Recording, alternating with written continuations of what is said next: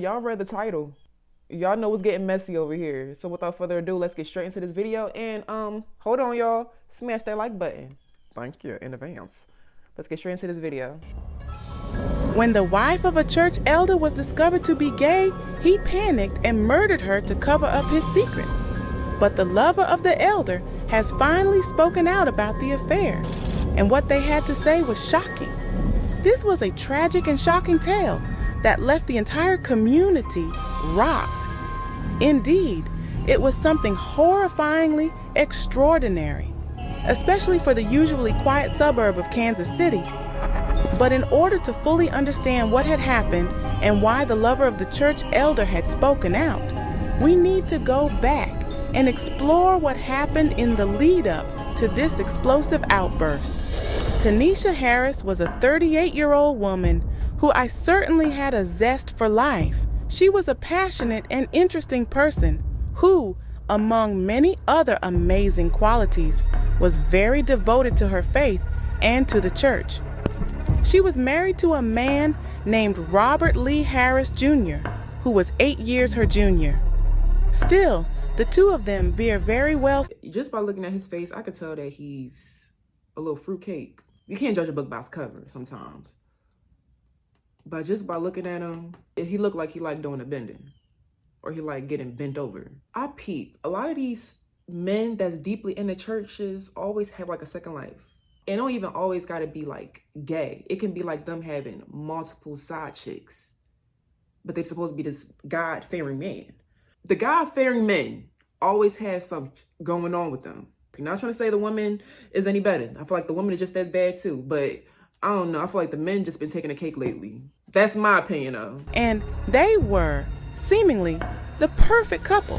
As they both held their faith in very high regards, they were both deeply involved in their local church. Tanisha was an associate pastor, and Robert was a church elder. When not at church, Tanisha worked at a bank, and Robert in a hospital. Much of what they earned, they donated to their church, something that both of them were happy to do. They even had daughters from their previous marriages, girls that both Tanisha and Robert accepted and loved as if they were both their own. Being a very active person on social media, Robert would share many religious posts on there, as well as going live to call on his friends, family, and followers to join him in prayers, something that he did daily. I just want to spend just a few minutes with you in prayer concerning healing. I'm on my way to work, but I'm definitely going to pray to. But what Tanisha didn't know was that there was so much more to her husband's life than she could have ever imagined. The day that things all changed was just like any other, and clocked out of her work at an Overland Park bank for lunch at 11:44 a.m. on January 8th, 2018, just like she had countless times before. But what was unusual about this particular day was that she never came back. She went home, at which point it seemed as if she and Robert got into some kind of argument. The apartment manager was so concerned, they called the police to report the argument that was still ongoing. The police arrived on the scene quickly and made their way up to Tanisha and Robert's apartment.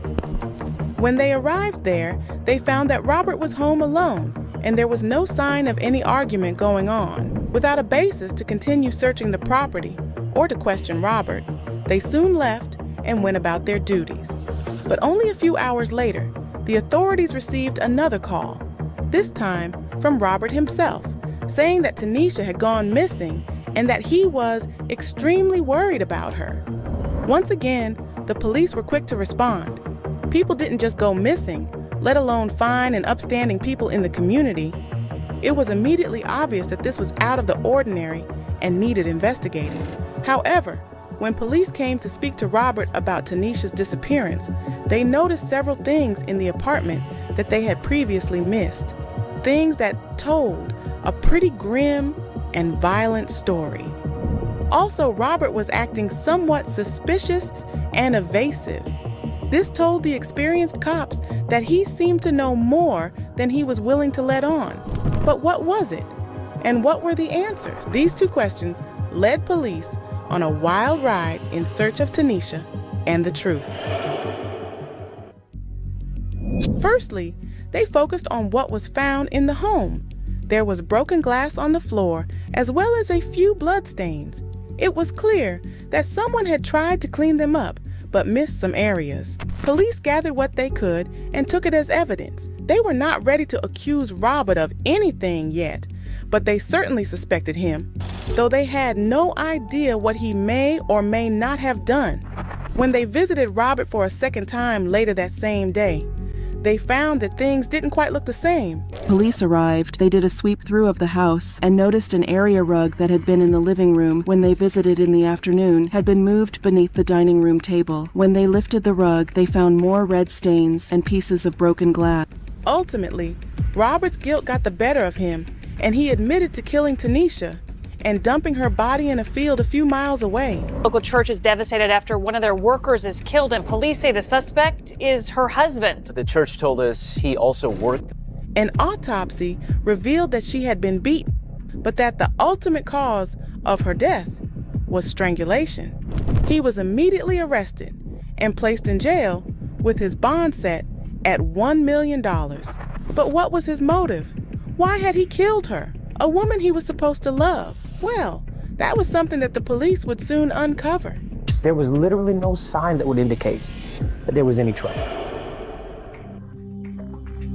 Robert soon ended up in court, charged with Tanisha's murder. A fair amount of evidence against him, but prosecutors still called up members of Tanisha's family and their shared friends to talk about Robert and Tanisha's relationship and any misgivings that they might have had about it. Can't look at that nigga face. As could have been predicted, look at his face. everyone stood up and expressed their shock at Tanisha's death, but they defended Robert and his character. One of the other people who testified in court was Robert's boss at the hospital, who confirmed that Robert was not present at work on the day of the murder. But it was one testimony in particular that would change the course of the case and blow things wide open. It would start to help the authorities join the dots and understand what was going on in Robert and Tanisha's troubled relationship. And that testimony was from a man named Stephen Jr., a man who claimed that he and Robert had been romantically involved.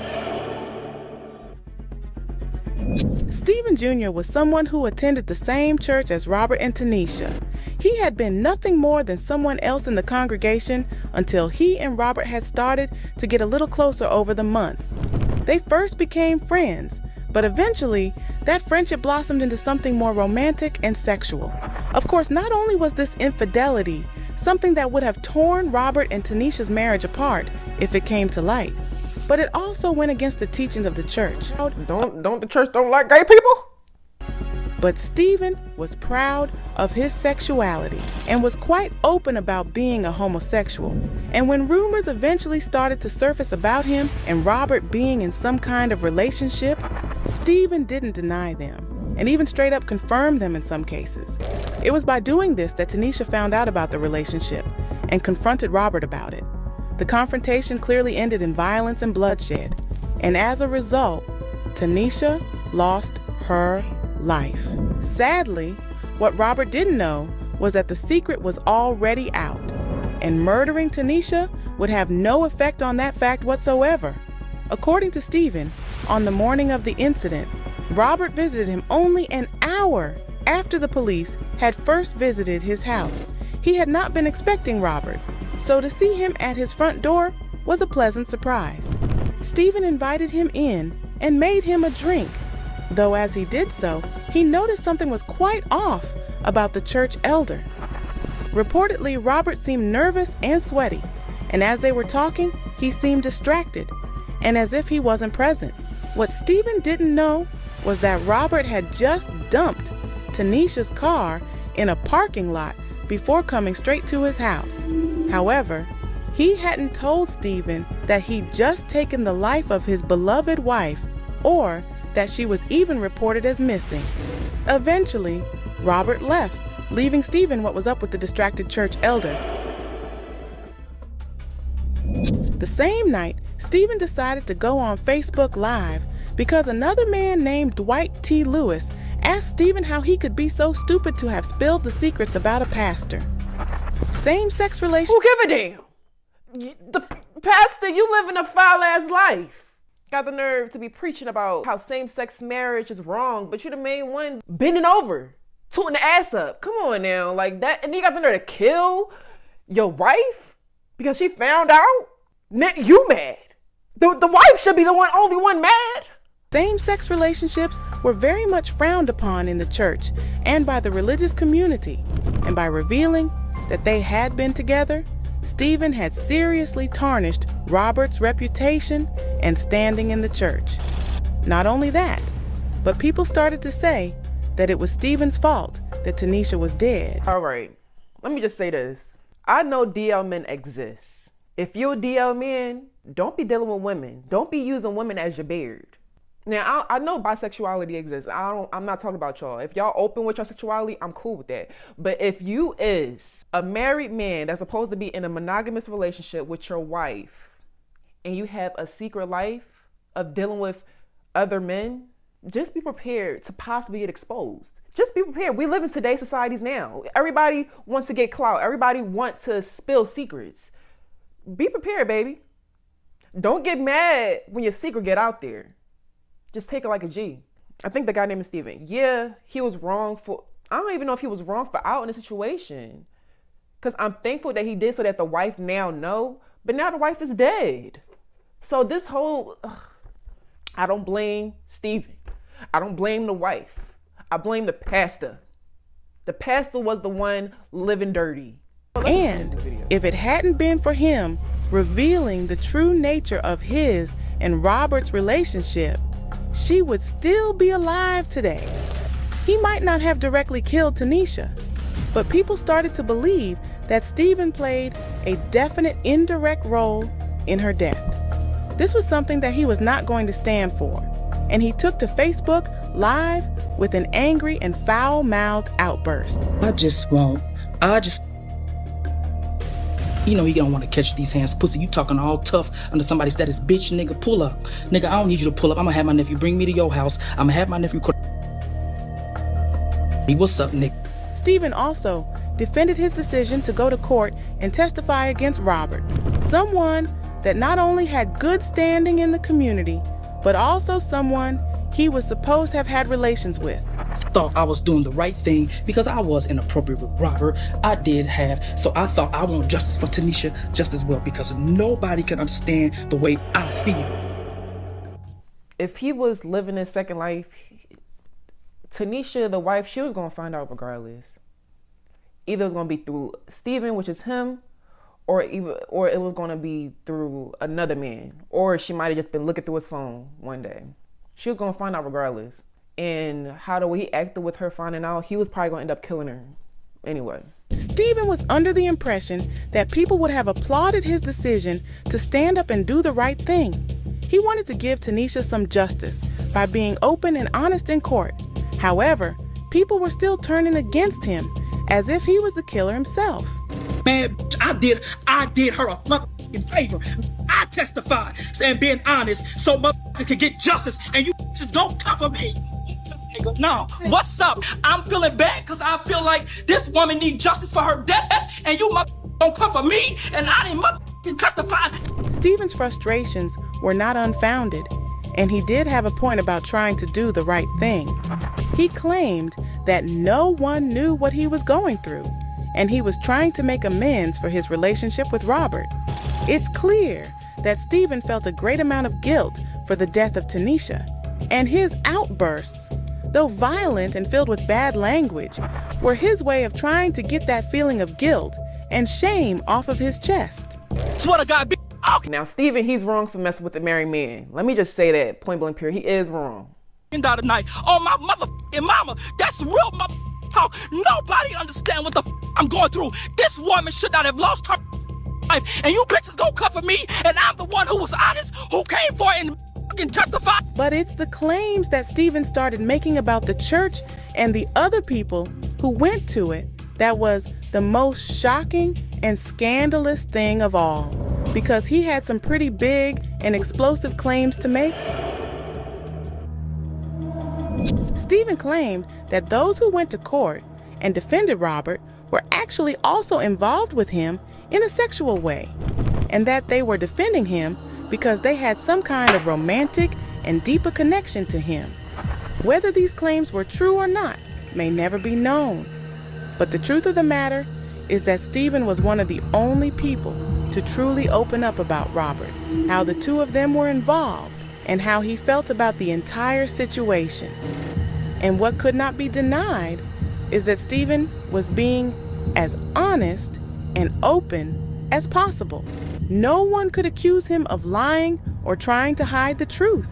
He laid it all out, and willingness to get justice for Tanisha, Stephen's life was exposed, and he lost everything. Stephen also talked about how everybody knew that Robert would sleep with anyone and everyone possible, and that he was bisexual. No one questioned it though, as Robert was too well loved and charismatic, and the community loved him too much. In fact, Stephen even went as far as exclaiming that even Tanisha knew what Robert got up to, and she was okay with it. Everybody knew what Robert was doing, because so much shit had came out before she married him. She already knew what this doing. I just want somebody to pull up on me. But there was one more huge twist, a claim that Stephen would make that turned this whole murder case on its head. He claimed that Tanisha was not murdered by Robert because she discovered and disapproved of his relationship with Stephen. If what Stephen said was true, she already knew about it and was okay with it. Apparently, she was murdered so Robert could get his hands on her money, something that she was not short of. And kill her because of his motherfucking quality. He killed her for money. So why you listen to somebody who then posted one motherfucker? If this was true, this just added an entirely new motive to the murder. Okay. One which the authorities had never even considered. Still, Stephen continued speaking out and ranting about the situation, claiming that no one had the right to be mad at him as he exposed no one else's sordid relationships with Robert, instead taking the blame himself in order to get justice for Tanisha. Everybody who was fucking Robert in that church ought to thank me, bitch, because I didn't put nobody else's name out there. Nobody. I took the motherfucking bitch because I don't lie about my sexuality. So everybody in that motherfucking church that was fucking Robert ought to thank me. At this point, Stephen had gone outside and was streaming his video in the street. Stephen continued streaming as he explained the situation to them. I want justice for this woman just like just like her mama do, just like her daddy do, just like her sisters do. And I testify, I'm the only one that came out and was honest about what was going on. And then people are coming for me when I'm trying to get justice too. They got me all twisted in the game. I'm sorry. Okay, I'm done. After posting the video to Facebook, Stephen asked his followers to share it and spread the word about what Robert was truly like and why he had murdered Tanisha. Some people did and defended Stephen's right to speak out, while others chastised him and told him that he should have spoken out before Tanisha's untimely death. Ultimately, though, when it came to Robert's court battle, he entered a plea of not guilty. He was adamant that he did not kill Tanisha, but the jury and the judge were not convinced. And after deliberations were over, Robert was sentenced to 50 years in prison without the possibility of parole. That's right. Justice had been done on Robert, and Stephen had spoken his truth and been honest about his relationship with the church elder. But despite this, none of this would ever bring Tanisha back. I know. And that is the biggest tragedy of all. I don't know what to think. Okay, my mind is everywhere with the situation. At first I thought it was one way, now it was another way. Either way, rest in peace to Tanisha. Tanisha should have never lost her life. She should still be here today, okay? Robert was living foul. I don't blame Stephen. I don't blame nobody. I blame Robert. Robert is the only one to be blamed. So let me know what y'all think in the comment section below. Like, comment, and subscribe. All that goody stuff in. You don't let us know. It's your girl TalliTattii, and we is out this piece. See you guys.